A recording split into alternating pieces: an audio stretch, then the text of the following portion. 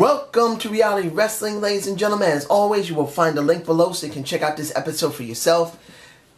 I felt this episode was very flat and there was almost nothing in it. Really. There was practically nothing in it. But I am going to leave the link below and what my opinion was. And the one thing that really upset me was there were no women represented.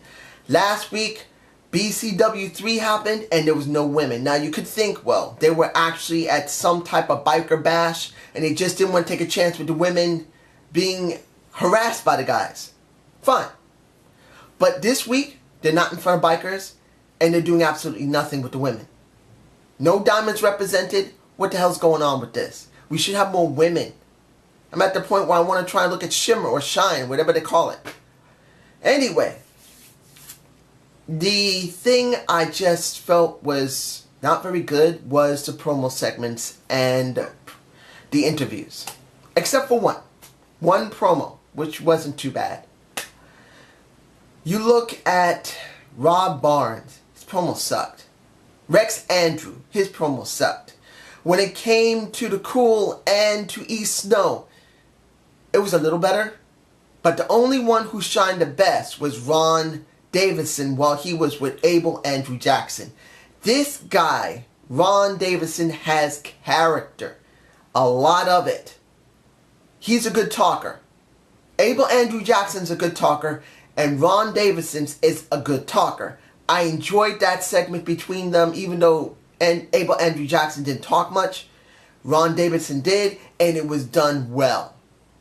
Now let's get back to one person, and that was Rob Barnes. He had the match against, what was the guy's first name? I can't remember, but it was Baxter, his last name. And that match was terrible. It was so bad that Barnes literally suplexed him on the top of his freaking head and cut his damn head open. Now Barnes wins the match, which I felt was kind of dumb. I felt that the person that should have won was Baxter.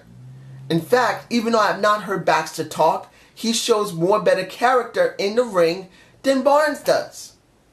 He just does. His ring work seems to be better polished. His entrance seems to be better polished. He's wearing a, what is it? He's wearing a fox. Well, it's not fox, but maybe a, I don't know what the name of it is. Just like a big shaggy jacket. I can't remember the thing. A mink coat. There you go. I just felt, even if it's imitation, I felt that his presenting of his character, his entrance, and his ring work was much better than Barnes. It just is. What else did we have here? Really, there was not much left except for Abel Andrew Jackson versus, what was it, Cameron Cole. That is from the Cool. You thought after you saw that segment between Cameron Cole, his partner, and East Snow, that his partner seemed to be a bit pissed off. And you would have thought maybe something would come of it. Maybe you thought that he would come to the ring and maybe try to give a hand. But he didn't. He jobbed clean. Now you wonder if there's going to be something happen between Cameron Cole and his partner, and if anything's going to be some type of interaction where they're going to have a conflict. It would have been better if he had been at ringside and actually showed something. In the end, the match was the best match of the night. It was. There was almost no matches here. And the kicker was that, oh, and I know I could bring in, what is the guy? No Matt and Jasper Davis. But because there's almost no sign of any interaction between the two factions of Alpha Unit and Legion, I'm just leaving it out. I know I could talk about the match, and it wasn't a bad match. It was a bit stiff. But I'm not going to because we don't really see the two factions fighting one another. I want to see them actually go up against one another. Why can't they have a ring segment that the Legion comes out, talks, Alpha Unit comes out, and there's a brawl? You would think they would try and do something because they're two different factions.